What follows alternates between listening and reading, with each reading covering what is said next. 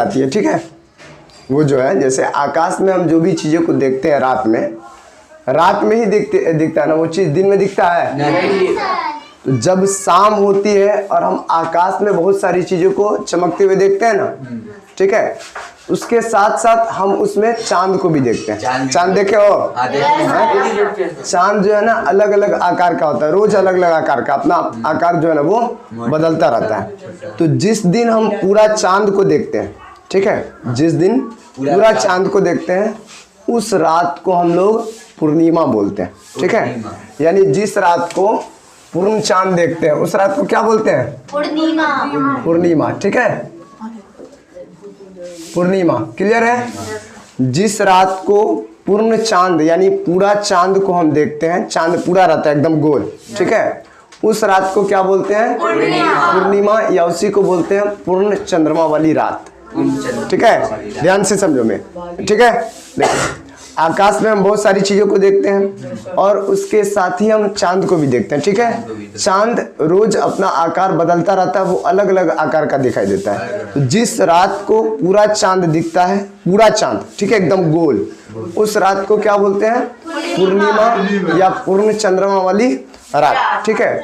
और 15 दिन के बाद यानी चांद जो है पृथ्वी का एक चक्कर लगभग 27 से 28 दिन में, लगभग, ठीक है, 28 दिन में पूरा करता है, ठीक, पृथ्वी का एक चक्कर। तो वो 15 दिन के बाद यानी 15 दिन के बाद पृथ्वी से या भारत से देखा नहीं जा सकता, यानी भारत से नहीं देखा जा सकता। 15 दिन के बाद जो है ना चांद भारत से नहीं देखा जा सकता, ठीक है। तो इसलिए इस रात को यानी जिस रात को चांद नहीं दिखता है उस रात को हम बोलते हैं अमावस्या या नए चंद्रमा वाली रात। क्लियर है? जिस रात को चांद नहीं दिखता उसको क्या बोलते हैं? अमावस्या, ठीक है, या इसी को क्या बोलते हैं? नए चंद्रमा वाली रात। क्लियर है? और कोई दिक्कत? चलो अब ध्यान से समझोगे। देखो जो रात के समय जो चीज दिखाई देती है, क्या उसको तुम दिन में भी देखते हो? नहीं देखते हो। तो वो चीज़ दिन में क्यों नहीं दिखाई देती, वो रात में क्यों दिखती है? देखो जो रात में चीज़ें दिखती है ना उसका प्रकाश बहुत मतलब हल्का होता है, थोड़ा प्रकाश होता है, ठीक, इसलिए वो रात में दिख जाता है। लेकिन दिन के समय जो है ना सूरज का बहुत ज़्यादा प्रकाश होता है, सूर्य यानी सूरज का बहुत ज़्यादा प्रकाश होता है, जिसकी वजह से ये ज़्यादा प्रकाश में वो जो छोटा छोटा प्रकाश होता है या थोड़ा थोड़ा प्रकाश वो विलीन हो जाता है, यानी मिल जाता है, ठीक है। यानी ज़्यादा प्रकाश में कम प्रकाश मिल जाता है, इसलिए वो रात में ही दिखता है, दिन में नहीं दिखता है। क्लियर है? जैसे मान लो अगर 1 kg दूध में, ठीक है, 1 लीटर दूध में अगर 1 चम्मच पानी मिला दो तो वो दिखेगा? पानी नहीं, पानी होगा लेकिन वो दिखेगा नहीं। उसी तरह छोटा प्रकाश जो होता है वो बड़े प्रकाश में, बहुत ज़्यादा प्रकाश में मिल जाता है और वो दिन में नहीं दिखता है। क्लियर है? इसलिए हम सिर्फ उसको रात में ही देख सकते हैं, जब शाम होती है, ठीक है, जब रात होती है। क्लियर है? अब बात समझ में। तो रात के समय जो चीजों को देखते हैं ना हम आसमान में उसको बोलते हैं खगोलीय पिंड, ठीक है। जैसे सूर्य है, तारा है, ठीक है, या फिर जो भी चीजें हम आसमान में देखते हैं रात के समय उसको क्या बोलते हैं? खगोलीय पिंड। और उसी को कहा जाता है आकाशीय पिंड, ठीक है। क्या बोलते हैं उसको? खगोलीय पिंड, ठीक है, खगोलीय पिंड, ठीक। पिंड मतलब होता है वस्तु, ठीक है, और आकाशीय मतलब आकाश की वस्तु या खगोलीय मतलब खगोल की वस्तु, ठीक है। तो उसको क्या बोलते हैं हम? खगोलीय पिंड यानी आकाशीय पिंड। क्लियर है? अब देखो जो भी बात करेंगे वो सब खगोलीय पिंड ही होगा। जो भी चीज अब आकाश में हम जो भी चीजों की बात करेंगे वो सब क्या होगा? खगोलीय पिंड। ये चीज हमेशा ध्यान में रखना, ठीक है। तो खगोलीय पिंड में जो है ना कुछ पिंड बहुत बड़े आकार का होता है, ठीक है, और इसमें से कुछ जो है ना गर्म गैसों से बना होता है। कैसे बना होता है? गर्म गैसों से, बहुत ज़्यादा गर्म गैसों से, ठीक है, और उसको वो बहुत बड़ी मात्रा में उत्सर्जित करता है, ठीक है, जिसकी वजह से पृथ्वी को या फिर अन्य ग्रह को भी गर्मी मिलती है, ठीक है। यानी जो खगोलीय पिंड है इसमें कुछ ग्रह ऐसा है जिसके पास कुछ पिंड ऐसा है जिसके पास अपना उष्मा और अपना प्रकाश है, लेकिन कुछ पिंड ऐसा भी है जिसके पास अपना उष्मा और प्रकाश नहीं है। वो उससे प्राप्त करता है उष्मा और प्रकाश जिसके पास उष्मा और प्रकाश है, ठीक है। तो खगोलीय पिंड में तारा एक ऐसा पिंड है, तारा जो बहुत बड़े आकार का है, ठीक, और बहुत ज़्यादा गर्म गैसों से बना है। तारा बहुत बड़े आकार का है, ठीक, और बहुत ज़्यादा गर्म गैसों से बना है, जिसको ये बहुत बड़ी मात्रा में उत्सर्जित करता है, और जिसके पास यानी जिस पिंड के पास उष्मा और प्रकाश अपना नहीं है, उसको भी ये उष्मा और प्रकाश देता है। क्लियर है ना बात समझ में? तो तारा ही इस प्रकार का एक पिंड है। क्लियर है? और हमारी पृथ्वी जो प्राप्त करती है उष्मा और प्रकाश, ये अभी जो दिन के समय देख रहे हो, ये प्रकाश बहुत ज़्यादा प्रकाश, ये कहाँ से प्राप्त होता है? सूर्य से। तो सूर्य भी एक प्रकार का तारा है, ठीक है। और सूर्य जो है ना पृथ्वी से बहुत ज़्यादा नज़दीक है, मतलब दूर होते हुए भी क्या है, बहुत ज़्यादा नज़दीक है। 1500 करोड़ यानी 15 करोड़ किलोमीटर दूर है। 15 करोड़ किलोमीटर दूर है पृथ्वी से। कौन? सूर्य। इसलिए हम सूर्य की उष्मा और प्रकाश को महसूस करते हैं। लेकिन अब तुम कहोगे जो आसमान में बाकी जो तारा है, जो रात के समय हम लोग देखते हैं, वो भी तो तारा है और वो भी तो सूर्य के आकार का ही होगा, लेकिन उसकी उष्मा और प्रकाश को हम क्यों नहीं मतलब महसूस करते हैं, और वो इतना छोटा क्यों दिखता है? ठीक है, तो देखो जाहिर सी बात है कि जो चीज़ नज़दीक होगा वो हमें बड़ा दिखेगा, और वही धीरे धीरे अगर दूर जाएगा तो धीरे धीरे क्या होगा, वो छोटा दिखता होगा, है ना, छोटा दिखता जाता है। ठीक, तो जितना ज़्यादा दूर होगा वो उतना ही छोटा दिखेगा। तो ये तारा जो हम आसमान में शाम में यानी रात के समय देखते हैं, वो पृथ्वी से बहुत ज़्यादा दूर, ठीक है, बहुत ज़्यादा दूर, इसलिए वो बहुत छोटा दिखता है और उसके प्रकाश और उष्मा को भी हम महसूस नहीं करते हैं। आया बात समझ में? क्लियर है? ठीक, उसके उष्मा और प्रकाश को भी हम महसूस नहीं करते। क्यों नहीं करते? क्योंकि वो हमसे बहुत ज़्यादा दूर है और इसीलिए वो छोटा भी दिखता है, बहुत छोटा भी दिखता है। आया बात समझ में? क्लियर है? और यही जो तारा है वही हमें आसमान में टिमटिमाता हुआ दिखता है, लेकिन देखो वो टिमटिमाता नहीं होता है। हमें ऐसा लगता है कि वो टिमटिमाना है, लेकिन टिमटिमाता नहीं होता है, क्योंकि ये हमें प्रकाश के अपवर्तन की वजह से पता चलता है ऐसा। ठीक है, ऐसा प्रतीत होता है। क्लियर है? चलो अब ध्यान से समझोगे। तो तारा समझ में आ गया। ठीक है, तारा भी क्या है, एक खगोलीय पिंड है। खगोलीय पिंड, क्लियर है ना? अब देखो जो आसमान में तुम लोग देखते होगे तो तारों के द्वारा छोटा छोटा समूह बना हुआ होता है ना, छोटा छोटा समूह, मतलब कुछ तारों का एक अलग समूह दिखता है, कुछ तारों का एक अलग समूह। इस तरीके से हम लोग अगर किसी भी मतलब अनेक तारे को मिला दे कुछ तारों को, तो एक समूह बन जाता है। ठीक है, तो तारों के समूह, मतलब तारों के समूह को बोलते हैं हम लोग नक्षत्र मंडल। क्या बोलते हैं? नक्षत्र मंडल। ठीक है, नक्षत्र मंडल। ये क्या होता है नक्षत्र मंडल? कुछ तारों का समूह होता है जो एक अलग अलग तरह की आकृति दिखाई देता है। ठीक है, उसको हम बोलते हैं नक्षत्र मंडल। नक्षत्र मंडल में एक अर्सा मेजर है। ठीक है, अर्सा मेजर एक नक्षत्र मंडल है। क्या नाम है? अर्सा मेजर। इसको इंग्लिश में बोलते हैं हम लोग बिग बियर। ठीक है, ये एक तरह का क्या है, नक्षत्र मंडल है, यानी एक तरह का तारों का समूह है। ठीक है, और सबसे आसानी से पहचान में आने वाला एक नक्षत्र मंडल है ये सप्तऋषि। सप्त का मतलब सात और ऋषि का मतलब संत, यानी वो 7 तारों का समूह होता है। ठीक है, 7 संत। ठीक है, 7 संत से उसको मतलब व्यक्त किया गया है। तो वो 7 तारों का समूह होता है। कौन सा नक्षत्र मंडल? सप्तऋषि। क्या बोलते हैं इसको? सप्तऋषि। सप्तऋषि। ठीक है, सप्तऋषि ये सबसे आसानी से पहचान में आ जाता है, क्योंकि ये 7 तारों का एक समूह होता है। ठीक है, 7 तारों का एक समूह होता है और ये इसका ही भाग है। किसका? अर्सा मेजर यानी बिग बियर का ही एक भाग है। कौन? सप्तऋषि। क्लियर है? आया यहाँ तक समझ में? अब देखो पहले जो है ना शुरुआत में यानी प्राचीन समय में जब घड़ी का आविष्कार नहीं हुआ था, तब जो है ना लोग रात के समय जो मतलब तारों की सहायता से ही ये समय का अध्ययन करते थे, तारों की सहायता से। जैसे एक तारा उगता था सबसे पहले, ठीक है, उसको बोला जाता था ध्रुव तारा, जो हमेशा उत्तर की दिशा में उगता था। ठीक है, तो जब उत्तर की दिशा का पहचान हो जाता था तो उसकी सहायता से फिर और बाकी तीनों दिशा का पहचान हो जाता था। ठीक है, तो उसको क्या बोलते हैं, जो सबसे पहले उगता था वो तारा ध्रुव तारा होता था, और वो किधर होता था? उत्तर की दिशा में, और हमेशा एक ही जगह पर उगता था। क्लियर है? तो देखो अभी हम कौन से खगोलीय पिंड की बात कर रहे थे?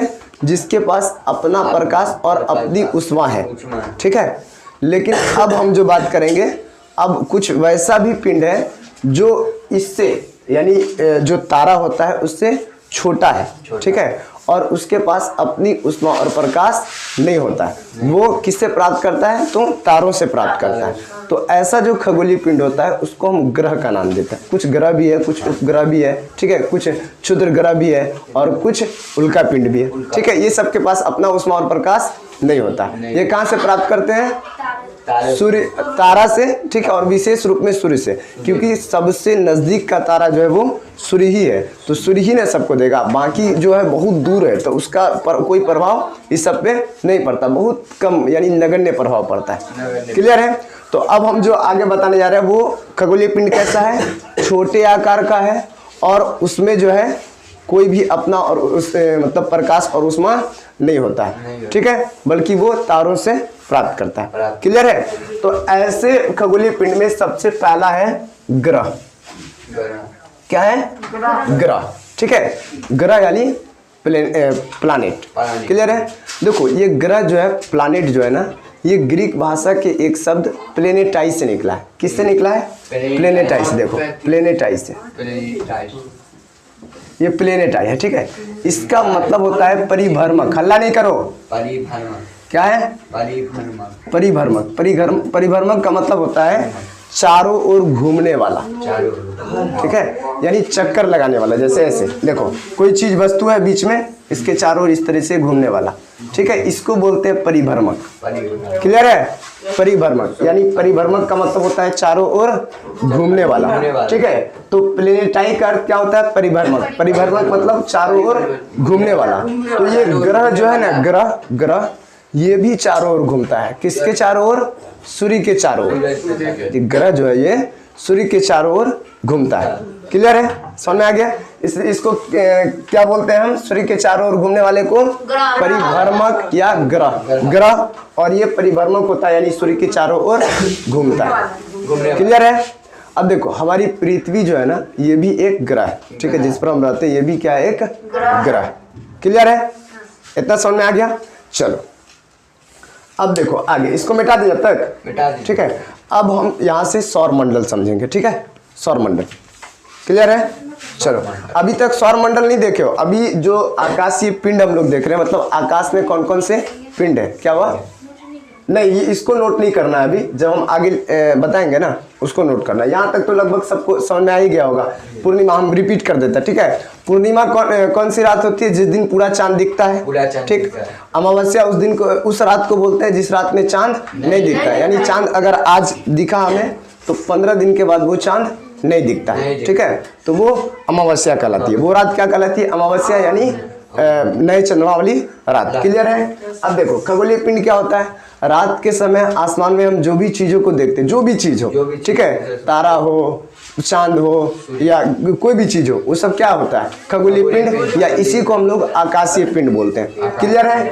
आकाशीय पिंड में कुछ बहुत बड़े आकार का पिंड होता है जिसके पास अपनी ऊष्मा और प्रकाश होता है, ठीक, और कुछ छोटे आकार का होता है जिसके पास अपनी ऊष्मा और प्रकाश नहीं होता है। क्लियर है? चलो, तो जिसके पास होता है और जो बहुत बड़े आकार का होता है वो मुख्य रूप से तारा ही होता है, ठीक है। और बाकी जिसके पास नहीं है ऊष्मा और प्रकाश, जो छोटा होता है, वो क्या कहलाता है? ग्रह हो गया, उपग्रह हो गया, ठीक है। उसके बाद क्षुद्र ग्रह हो गया, उल्का पिंड, ये सब क्या है? छोटे आकार का है थोड़ा, और इसमें जो है ना अपनी ऊष्मा और प्रकाश नहीं होती है। क्लियर है? चलो, और ग्रह क्या होता है? जो सूर्य के चारों ओर घूमता है, ठीक है। सूर्य के चारों ओर घूमने वाले पिंड को, सूर्य के चारों ओर घूमने वाले पिंड को क्या कहता है? ग्रह। ग्रह के पास अपनी ऊष्मा और प्रकाश नहीं होता है। ये किससे प्राप्त करता है? सूर्य से, ठीक है। और हम जिस पर रहते हैं यानी पृथ्वी भी क्या है? एक प्रकार का ग्रह है। ग्रह यानी प्लानेट है। क्लियर है यहाँ तक? चलो, और कुछ नहीं ना। चलो अब हम लोग सौर मंडल समझते हैं, ठीक है। मिटा दे इसको।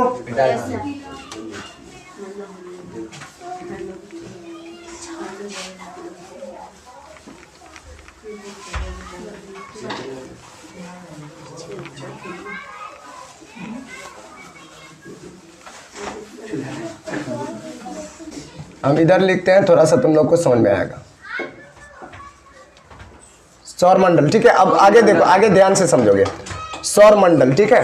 पहले समझ लो सौर मंडल होता है क्या, ठीक है। देखो क्या होता है? सौर मंडल जो है ना, तारा, ग्रह, उपग्रह तथा कुछ अन्य खगोलीय पिंड जैसे क्षुद्र ग्रह और उल्का पिंड, ये सब मिलकर जो है ना एक सौर मंडल का निर्माण करते हैं। ध्यान से समझोगे, सौर मंडल में क्या क्या शामिल होता है? तारा, सूर्य, ग्रह, उपग्रह, खगोलीय पिंड, अन्य खगोलीय पिंड कौन कौन? क्षुद्र ग्रह और उल्का पिंड। ये सब क्या होता है अभी आगे समझाएंगे, लेकिन ये सब मिलके ही क्या बनता है? एक सौर मंडल बनता है। ध्यान से समझोगे, सूर्य, तारा, ग्रह, उपग्रह और कुछ अन्य खगोलीय पिंड जैसे उल्का पिंड और क्षुद्र ग्रह, ये सब मिलकर किसका निर्माण करते हैं? सौर मंडल का। सौर मंडल का, जिसको हम एक सूर्य परिवार मतलब सौर परिवार बोलते हैं। क्या बोलते हैं? सौर परिवार। इसको क्या बोलते हैं? सौर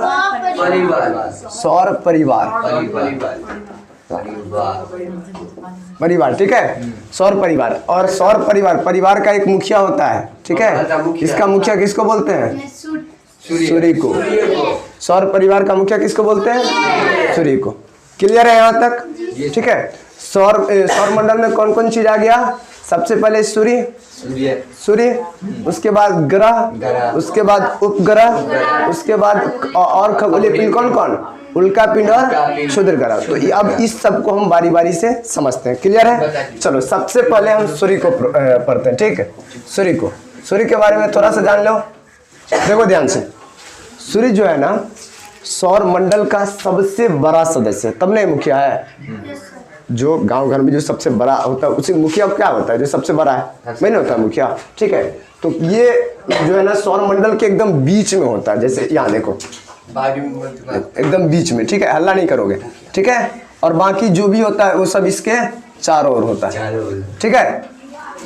जो सूर्य जो होता है ना वो सबसे बीच में, जैसे ये है, ठीक। हम ऐसा नहीं समझ लेना कि ये इतना छोटा दिखा है तो इतना छोटा है, ठीक है। ये बहुत बड़ा है, यानी सौर मंडल में सबसे बड़ा सूर्य होता है। क्लियर है? और ये एकदम केंद्र में स्थित होता है। क्लियर है? और ये जैसे सौर मंडल है ना, ये सौर मंडल, तो जो सूर्य का खिंचाव बल होता है, खिंचाव बल मतलब आकर्षण बल, ठीक है, वो इस सूर्य को ये सौर मंडल से बांधे रखता है, मतलब इसको बांधे रखता है इस सौर मंडल से। क्लियर है? ये सौर मंडल से बांधे रखता है। और ये सूर्य जो है ना, सूर्य बहुत बड़ा और ये गर्म गैसों से बना होता है, गर्म गैस से, ठीक। ये ध्यान से समझना सूर्य को, ठीक है। और ये सूर्य जो है ना ये सौर मंडल का एक ही ऐसा स्रोत है जिससे ऊष्मा और प्रकाश प्राप्त हो सकता है सारे सौर मंडल को। अब तुम कहोगे कि ये सिर्फ यही क्यों स्रोत है, बाकी और तारा नहीं है? तो बाकी और तारा बता दिए हैं कि वो सूर्य से बहुत ज़्यादा दूर है, सौर मंडल से भी बहुत ज़्यादा दूर होगा। तो जब सौर मंडल से बहुत ज़्यादा दूर होगा तो उसका नगण्य प्रभाव पड़ेगा ना इस पर। तो जब उस मतलब और तारा का प्रभाव इस सौर मंडल पर नहीं पड़ेगा, मतलब नगण्य पड़ेगा, न के बराबर, तो फिर सारा भार तो अब सूर्य पर ही आएगा। तो सूर्य से ही ये जितना सौर मंडल है, सौर मंडल में वैसा पिंड जिसके पास अपना प्रकाश और ऊष्मा नहीं है, ठीक है, वो किससे प्राप्त करता है? सूर्य से। और ऐसा सूर्य के अलावा कोई ऐसा पिंड है ही नहीं सौर मंडल में जिसके पास अपना ऊष्मा और प्रकाश है। किसी के पास नहीं है, सिर्फ सूर्य के पास है। तो सूर्य ही सबको देता है। क्लियर है? तो सूर्य जो है ना सौर मंडल के केंद्र में स्थित होता है। यह बहुत बड़ा और गर्म गैसों से बना होता है। इसका जो खिंचाव बल होता है वो इसको सौर मंडल से बांधे रखता है। और सूर्य ही सौर मंडल में ऊष्मा और प्रकाश का एक स्रोत है। और हमारी पृथ्वी जो है, हमारी पृथ्वी वो भी अपना ऊष्मा और प्रकाश किससे प्राप्त करती है? सूर्य से, ठीक है, सूर्य से। और देखो हम इसका फिर भी बहुत ज़्यादा मतलब ऊष्मा और प्रकाश प्राप्त नहीं करते हैं। सूर्य का बहुत ज़्यादा प्रभाव हम पर नहीं पड़ता। क्यों नहीं पड़ता बहुत ज़्यादा प्रभाव? क्योंकि जाहिर सी बात है कि ये हमसे नज़दीक तो है, सबसे नज़दीक का तारा सूर्य है, लेकिन फिर भी नज़दीक होते हुए बहुत ज़्यादा दूर है। कितना दूर है? तो 15 करोड़ किलोमीटर, 15 करोड़ किलोमीटर, ठीक है, 15 करोड़ किलोमीटर दूर है, 15 करोड़ किलोमीटर। अब जाहिर सी बात है उतना दूर से ऊष्मा और प्रकाश पड़ेगा तो थोड़ा कम ही ना पड़ेगा, ज़्यादा नहीं ना पड़ेगा। अगर मान लो कम दूर होता, ठीक है, तो सब जल के मर जाता, मतलब बहुत ज़्यादा गर्मी होती, बहुत ज़्यादा प्रकाश होता, और ज़्यादा गर्मी होती तो पृथ्वी रहने लायक होती नहीं होती, ठीक है। तो ये इस दूरी पर है जहाँ पर हम इसका मीडियम यानी मध्यम मतलब प्रभाव पाते हैं, ठीक है। मध्यम प्रकाश और मध्यम ऊष्मा हमें मिलता है, न ज़्यादा और न बहुत कम। ठीक है, समझ में आ गया सूर्य क्या होता है? ध्यान से समझोगे। सूर्य सौर मंडल के केंद्र में स्थित होता है और सौर मंडल का मुखिया होता है। क्लियर है? ये बहुत बड़ा होता है और गर्म गैसों से बना होता है। ठीक, इसका जो खिंचाव बल होता है वो इससे सौर मंडल को बांधे रखता है। ठीक है, और ये सौर मंडल में एकमात्र ऊष्मा और प्रकाश का स्रोत होता है। यही से सारा पिंड जो भी खगोलीय पिंड है सौर मंडल में, वो सब अपना ऊष्मा और प्रकाश प्राप्त करता है। क्लियर है? ये पृथ्वी से बहुत नजदीक होते हुए भी बहुत ज्यादा दूर है, इसलिए इसके बहुत अधिक ऊष्मा और प्रकाश को महसूस नहीं करते हैं। क्लियर है? पृथ्वी से सूर्य की दूरी कितनी है? 15 करोड़ किलोमीटर। क्लियर है ना? सूर्य समझ में आ गया। चलो, अब सूर्य के बाद जो मतलब इसमें सौर मंडल में और कौन रहता है? ग्रह। सूर्य के बाद और कौन रहता है? ग्रह। तो अब ग्रह को समझो। ठीक है, ध्यान से समझोगे। देखो, ग्रह जो है होता है ना, बता दिए हैं कि सूर्य के चारों ओर चक्कर लगाता है। तो सौर मंडल में जो है ना 8 ग्रह है। कितना ग्रह है? 8। ठीक है, अब हम सूर्य की दूरी के हिसाब से ये सभी 8 ग्रह को वैसे हम बता देते हैं, लेकिन अब इसमें समझाएंगे। देखो, सूर्य की दूरी के हिसाब से 8 ग्रह कौन कौन से हैं? सबसे नजदीक, सूर्य के सबसे नजदीक कौन है? बुध। बुध सबसे नजदीक, बुध। उसके बाद दूसरे नंबर पे शुक्र। तीसरे नंबर पर पृथ्वी। चौथे पे मंगल। ठीक है, पांचवें पे बृहस्पति। छठे पे शनि। सातवें पे अरुण और 8वें पे वरुण। ये 8 ग्रह सूर्य की दूरी के हिसाब से। ठीक है, अब इसको समझो ध्यान से।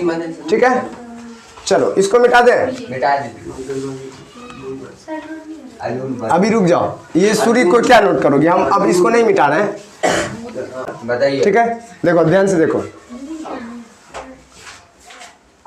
ग्रह जो है ना सौरमंडल में 8 ग्रह होता है। ठीक है, सूर्य के दूरी के हिसाब से ये 8 ग्रह कौन कौन सा है? देखो ध्यान से समझोगे। सबसे पहला बुध है। ठीक है, बुध जो है ना वो सूर्य से 58 मिलियन किलोमीटर दूर है। कितना? 58 मिलियन। देखो 58 मिलियन किलोमीटर दूर है। ठीक है, 10 लाख का 1 मिलियन होता है, तो ये 58 मिलियन है, यानी 5 करोड़ 80 लाख 5 करोड़ 80 लाख किलोमीटर दूर है। किससे? सूर्य से। ठीक है, और यही सबसे नजदीक है। सूर्य से सबसे नजदीक का ग्रह कौन सा है? बुध। कितना किलोमीटर दूर है? 58 मिलियन किलोमीटर। देखो, ये बुध सूर्य का एक चक्कर 88 दिन में पूरा करता है। कितना दिन में? 88 दिन में। और अपने अक्ष पर, यानी जो कोई भी ग्रह होता है ना वो 2 प्रकार की गति करता है। देखो, एक तो ये मान लो ये सूर्य है। ठीक है, तो सूर्य के चारों ओर एक तो गति। ठीक है, इसका परिक्रमण बोलते हैं। ठीक है, परिक्रमण। ठीक, और एक तो जो है ना ये अपने अक्ष पर घूमता है। ठीक है, एक अपने अक्ष पर घूमता है, तो इसको घूर्णन बोलते हैं। क्या बोलते हैं? घूर्णन। ठीक है, तो जो बुध है ना, बुध वो परिक्रमण जो है ना पूरा करता है 88 दिन में। ठीक, और 88 दिन में, और घूर्णन पूरा करता है वो 59 दिन में। यानी सूर्य के चारों ओर का एक चक्कर 88 दिन, और अपने अक्ष पर जो एक चक्कर पूरा करता है वो 59 दिन में। क्लियर है? चलो, और इसके पास जो है ना कोई उपग्रह नहीं है। 0 उपग्रह इसके पास। 0 उपग्रह मतलब कोई उपग्रह नहीं है। क्लियर है? यानी हर एक उपग्रह क्या होता है? देखो, जो ग्रह के चारों ओर चक्कर लगाता है। जैसे ग्रह वो होता है जो सूर्य के चारों ओर चक्कर लगाता है, और उपग्रह वो होता है जो ग्रह के चारों ओर चक्कर लगाता है। यानी सूर्य के चारों ओर तो लगाता ही है, लेकिन ग्रह के चारों ओर भी लगाता है, तो उसको बोलते हैं उपग्रह। तो बुध के पास ऐसा कोई उपग्रह नहीं है, यानी बुध के आसपास, यानी बुध के चारों ओर कोई भी पिंड चक्कर नहीं लगाता है। क्लियर है? चलो, अब दूसरे नंबर पर आता है कौन? शुक्र। शुक्र जो है ना वो मतलब सूर्य से कितना किलोमीटर दूर है? 108 मिलियन किलोमीटर दूर है। ठीक है, 108 मिलियन यानी 10 करोड़ 80 लाख किलोमीटर दूर है। किससे? 80 लाख किलोमीटर दूर है। किससे? सूर्य से। यानी शुक्र जो है वो सूर्य से दूरी के हिसाब से दूसरा ग्रह है। क्लियर है? और ये सूर्य का एक चक्कर कितना दिन में पूरा करता है? 255 दिन में। सूर्य का एक चक्कर पूरा करने में इसको कितना दिन लगता है? 255। और अपने अक्ष पर एक चक्कर पूरा करने में 243 दिन। 243 है ये, 243 यानी 243। ठीक है? और इसके पास भी कोई उपग्रह नहीं है, यानी इसके चारों ओर भी कोई भी पिंड चक्कर नहीं लगाता है। क्लियर है? चलो अब तीसरे नंबर पर आती है अपनी पृथ्वी। ठीक है? पृथ्वी जो है ना वो सूर्य से 150 मिलियन यानी 15 करोड़ किलोमीटर दूर है। क्लियर है? 15 करोड़ किलोमीटर दूर है। ठीक है? और ये सूर्य का एक चक्कर पूरा करने में 365 दिन का समय लेती है लगभग, क्योंकि 365 पॉइंट यानी 365 दिन और 6 घंटे का समय लगती है, लेकिन यहाँ पर अप्रॉक्स माना गया है। ठीक है? तो यहाँ पर 365 दिन ये एक चक्कर सूर्य का 365 दिन में पूरा करती है, और अपने अक्ष पर जो है ना एक चक्कर एक दिन में यानी 24 घंटे में पूरा कर लेती है। क्लियर है? और इसके पास एक उपग्रह है जिसको अपने लोग चांद का नाम देते हैं। चांद क्या है? पृथ्वी का उपग्रह है। क्लियर है? चलो अब आगे देखो, चौथे नंबर पर आता है मंगल। यह पृथ्वी से सूर्य के दूरी के हिसाब से यह चौथा ग्रह है, और ये सूर्य से कितना दूर है? 228 मिलियन 228 मिलियन दूर है, और ये सूर्य का एक चक्कर पूरा करने में 687 दिन का समय लेता है, और अपने अक्ष पर एक चक्कर लगने में एक दिन का। और इसके पास कितना उपग्रह है? 2। ठीक है? अब पांचवा जो है वो बृहस्पति है। बृहस्पति सूर्य से 778 मिलियन किलोमीटर दूर है। ठीक है? और इसको जो है ना सूर्य का एक चक्कर पूरा करने में 11 साल 11 महीना लगता है, यानी लगभग 12 साल लगता है। सूर्य का एक चक्कर पूरा करने में लगभग 12 साल लगता है। ठीक है? और अपने अक्ष पर एक चक्कर पूरा करने में 9 घंटा 56 मिनट लगता है। 9 घंटा यानी 9 H का मतलब आवर और 56 यहाँ M का मतलब मिनट, 9 आवर 56 मिनट लगता है। ठीक है? और इसके पास लगभग कितना उपग्रह है? 53 उपग्रह। क्लियर? यानी 53 ऐसा पिंड है जो बृहस्पति के चारों ओर चक्कर लगाता है। क्लियर है? चलो अब छठा नंबर पे है शनि। ठीक है? शनि ये जो है ना सूर्य से 1427 मिलियन किलोमीटर दूर है, और ये सूर्य का एक चक्कर पूरा करने में 29 साल 29 ईयर और 5 मंथ यानी 29 साल 5 महीना लगता है, और ये अपने अक्ष पर एक चक्कर पूरा करने में 10 घंटा 40 मिनट लेता है। ठीक है? और इसके पास कितना उपग्रह है? 53। ठीक है? अब जो है ना 7वें नंबर पर अरुण है। ठीक? ये 2869 मिलियन किलोमीटर दूर है। किससे? सूर्य से। सूर्य से इसको सूर्य के चारों ओर एक चक्कर पूरा करने में 84 साल लगता है। ठीक? और अपने अक्ष पर एक चक्कर पूरा करने में 17 घंटा 14 मिनट। और इसके पास कितना उपग्रह है? अब देखो 8वें नंबर पर वरुण है। ये सूर्य से 4496 मिलियन किलोमीटर दूर है, और ये सूर्य का एक चक्कर कितना दिन में पूरा करता है? सॉरी इतना साल में 164 साल। ठीक? 164 साल। और ये अपने अक्ष पर एक जो घूर्णन होता है वो 16 घंटा और 7 मिनट में पूरा कर लेता है। और इसके पास कितना उपग्रह है? लगभग 13।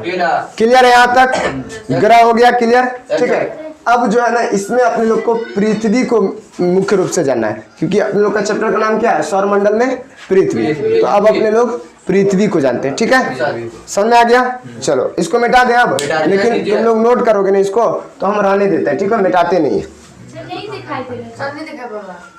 तो अगर नहीं दिख रहा है, अच्छा ठीक है, हम ठीक कर देंगे, टेंशन नहीं लो, हम ठीक कर देंगे। ठीक? अब देखो देखो ध्यान से देखो, अब ग्रह में जो है ना हमको पृथ्वी को ठीक से जानना है। ठीक? देखो हम बता दिए कि पृथ्वी सौरमंडल में सूर्य से दूरी के हिसाब से तीसरा ग्रह है, और आकार में जो है ना ये 5वां सबसे बड़ा ग्रह है। ठीक है? पृथ्वी का आकार जो है ना वो ध्रुव पर थोड़ा चपटा है। क्या है? चपटा। ध्रुव पर यानी पृथ्वी का आकार ऐसे ना, तो ये जो ध्रुव है, ध्रुव यहाँ पर थोड़ा चपटा है। ठीक? जिसके कारण इसके आकार को भू-आभ कहा जाता है। भू-आभ का मतलब होता है पृथ्वी के समान आकार। ठीक है? पृथ्वी जो है ना सौरमंडल में पृथ्वी एक ऐसा ग्रह है जहां पर जीवन संभव है और जो जीवन के लिए अनुकूल है। ठीक है? पृथ्वी न तो अधिक गर्म है और न अधिक ठंडी, यानी नहीं यहाँ पर ज़्यादा ठंडी है और नहीं बहुत गर्मी। अगर बहुत ज़्यादा गर्मी होती तो भी ये रहने लायक नहीं होता, और बहुत ठंडी होती तो भी ये रहने लायक नहीं होता। ठीक है, तो यहाँ न तो अधिक गर्मी और न अधिक ठंडी। क्लियर है। और यहाँ जीवन के लिए जो आवश्यक चीज़ें जैसे पानी और वायु जैसे हवा, ठीक है, और हवा में भी अलग अलग गैस जैसे ऑक्सीजन, कार्बन डाइऑक्साइड, नाइट्रोजन, ये भी मौजूद है जो जीवन के लिए बहुत ज़्यादा आवश्यक है। इसलिए जो पृथ्वी है उसको सौर मंडल का अद्भुत ग्रह कहा जाता है। ठीक है, अद्भुत ग्रह। और शुक्र जो है ना, शुक्र आकार में, ठीक है, आकार में वो पृथ्वी के ही लगभग समान है। ठीक है, आकार और आकृति में पृथ्वी के ही लगभग समान है, इसलिए शुक्र को पृथ्वी का जुड़वा ग्रह कहा जाता है। किस ग्रह को पृथ्वी का जुड़वा ग्रह कहा जाता है? शुक्र को। शुक्र को जो है ना पृथ्वी का जुड़वा ग्रह कहा जाता है।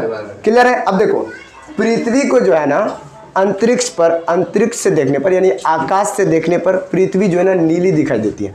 नीली क्यों दिखाई देती है? तो इसका जो है ना 2/3 भाग जो है ना किससे? पानी से भरा हुआ है। पृथ्वी का कितना भाग पानी से भरा हुआ है? 2/3। इसलिए अंतरिक्ष से जब हम पृथ्वी को देखते हैं तो वो नीला दिखाई देता है। ठीक है, और इसीलिए हम पृथ्वी को नीला ग्रह भी बोलते हैं। क्या बोलते हैं? नीला ग्रह। क्लियर है। चलो, अब पृथ्वी के बाद इसका एक उपग्रह है, वो कौन है? चांद। ठीक है, देखो सौर मंडल में अभी हम जो भी पढ़ रहे हैं वो सब किसमें है? सौर मंडल में। चलो, अब ये है, अगला है चंद्रमा। सौर मंडल में एक चंद्रमा भी है, यानी चांद भी है। ठीक, तो ये चांद जो है ना पृथ्वी का क्या है? एक उपग्रह, एकमात्र उपग्रह है पृथ्वी का, जिसको हम क्या बोलते हैं? चांद। ठीक है, ये चांद का जो व्यास होता है ना वो पृथ्वी के व्यास के 1/4 भाग के बराबर होता है। यानी अगर पृथ्वी का व्यास 4 है तो इसका भाग, इसका कितना होगा? 1। ठीक है, यानी 1/4 भाग होता है पृथ्वी के व्यास का। किसका व्यास? चांद का व्यास। चांद पृथ्वी से बहुत बड़ा दिखाई देता है ना, मतलब थोड़ा बड़ा, और जो खगोलीय पिंड दिखता है उससे थोड़ा बड़ा दिखता है। वो इसलिए क्योंकि चांद जो है ना पृथ्वी से बहुत नजदीक है। चांद पृथ्वी से कितना किलोमीटर दूर है मालूम है? 3,84,400 किलोमीटर। देखो, 3,84,400 किलोमीटर दूर है। कौन? चांद। किससे? पृथ्वी से। इसलिए ये थोड़ा बड़ा आकार का दिखाई देता है। क्लियर है, कोई दिक्कत नहीं। और ये चांद जो है ना पृथ्वी का एक चक्कर पूरा करने में कितना दिन का समय लगता है? 28 दिन। बता दिया, 28 दिन। और अपने अक्ष पर भी ये लगभग इतनी ही दिन, मतलब इतने ही समय में अपने अक्ष पर भी एक चक्कर पूरा कर लेता है। ठीक है, इसलिए हमें चांद का सिर्फ एक ही भाग दिखाई देता है, दूसरा भाग दिखाई नहीं देता है कभी। क्लियर है, चांद हो गया। चलो, अब चांद के बाद देखो, चांद के बाद और भी कुछ है इसमें। वो क्या है? देखो, क्षुद्र ग्रह बोले थे ना, क्षुद्र ग्रह। ये क्षुद्र ग्रह क्या? देखो, ग्रह उपग्रह के अलावा कुछ और भी पिंड ऐसा है जो सूर्य के चारों ओर चक्कर लगाता है। ठीक, वो छोटा होता है। ठीक है, उसको हम क्षुद्र ग्रह का नाम देते हैं। ऐसा माना जाता है कि क्षुद्र ग्रह जो है वो ग्रह का ही छोटा, मतलब टूटा हुआ भाग होता है, जो बहुत वर्ष पहले कोई विस्फोट के कारण टूटकर अलग हो गया होता है। ठीक है, तो उसी को हम क्षुद्र ग्रह बोलते हैं। क्लियर है, क्षुद्र ग्रह। ये जो है ना मुख्य रूप से मंगल और बृहस्पति के बीच जो कक्षा होती है उसमें, मतलब ये घूमते सूर्य के चारों। देखो, मंगल है ना, ये मंगल है। ठीक, और ये बृहस्पति है। ये दोनों की कक्षा कौन है? ये दोनों, मतलब ये बृहस्पति की और ये मंगल की। तो ये दोनों के बीच में, देखो ये दोनों के बीच में यहाँ ये घूमती है सूर्य के चारों। ठीक है, जो क्षुद्र ग्रह होता है ना, क्षुद्र ग्रह, वो मुख्य रूप से कहाँ घूमता है? कहाँ घूमता है? मंगल और बृहस्पति की बीच की कक्षा में। क्लियर है? ठीक, चलो अब ध्यान से देखो, क्षुद्र ग्रह क्या होता है? मतलब ग्रह और उपग्रह के अलावा जो छोटा छोटा पिंड है जो सूर्य के चारों ओर चक्कर लगाता है उसको हम क्या बोलते हैं? क्षुद्र ग्रह। ठीक है, क्षुद्र ग्रह। और ये क्षुद्र ग्रह जो है ना ग्रह का ही टूटा हुआ भाग होता है, जो बहुत वर्ष पहले ग्रह से टूटकर अलग हो गया होता है विस्फोट के कारण। क्लियर है? चलो, क्षुद्र ग्रह हो गया। अब देखो, कुछ समय पहले तक जो है ना क्षुद्र ग्रह को भी एक ग्रह माना जाता था, जिसके कारण 9 ग्रह था। लेकिन कुछ समय पहले जो है ना एक बैठक में, मतलब क्षुद्र ग्रह को बौने ग्रह की श्रेणी में डाल दिया गया, यानी अब वो ग्रह नहीं है, अब टोटल 8 ही ग्रह है। ठीक है, जो तुमको ये दिख रहा है। क्लियर है? चलो, अब क्षुद्र ग्रह के बाद आता है उल्का पिंड। ये भी एक सौर मंडल का भाग है। देखो, उल्का पिंड। उल्का पिंड जो होता है ना वो सूर्य के चारों चक्कर लगाने वाला पत्थर का छोटा छोटा टुकड़ा होता है, जिसको हम उल्का पिंड बोलते हैं। ठीक है, उल्का पिंड बोलते हैं। कभी कभी ये उल्का पिंड क्या होता है, मतलब पृथ्वी से बहुत नज़दीक आ जाता है, जिसके कारण ऐसा प्रतीत होता है कि वो पृथ्वी पर गिर सकता है, यानी उसकी गिरने की प्रवृत्ति होती है, लेकिन वो गिरता नहीं है। कभी कभी गिरता है, कभी नहीं गिरता। देखो, जब उल्का पिंड अंतरिक्ष से मतलब पृथ्वी की ओर आ रहा होता है तो हवा के साथ उसका घर्षण होता है, जिसके कारण वो कभी कभी क्या होता है कि हवा के साथ ही घर्षण के कारण जल के नष्ट हो जाता है। लेकिन कभी कभी उसका अंश या वो पूरा आकर पृथ्वी पर गिर भी जाता है, जिसके कारण धरातल पर क्या होता है, गड्ढा हो जाता है। ठीक है, गड्ढा हो जाता है। क्लियर है, कोई दिक्कत नहीं। उल्का पिंड, अब देखो, अब ये सौर मंडल तक ही है यहाँ तक। अब सौर मंडल के बाद आकाश, आकाश है ना, यानी वो आकाश गंगा। ठीक है, तो आकाश यानी सौर मंडल जो है ना वो आकाश गंगा का एक भाग होता है। आकाश गंगा होती है जो आकाश में तुम बहुत बड़ा तारों का एक प्रणाली देखते हो, तारों का बहुत बड़ा। ठीक है, वो एक नदी के समान, लाखों तारों का एक समूह होता है जो नदी के समान दिखता है, उसको बोलते हैं आकाश गंगा। और ऐसी लाखों आकाश गंगाएं मिलकर एक ब्रह्मांड का निर्माण करती है। तो सोचो कि अब ब्रह्मांड कितना बड़ा होगा। ठीक है, यानी उसकी कल्पना नहीं की जा सकती। ब्रह्मांड कितना बड़ा होगा इसकी कल्पना की जा सकती है नहीं, लेकिन फिर भी हम ऐसा कर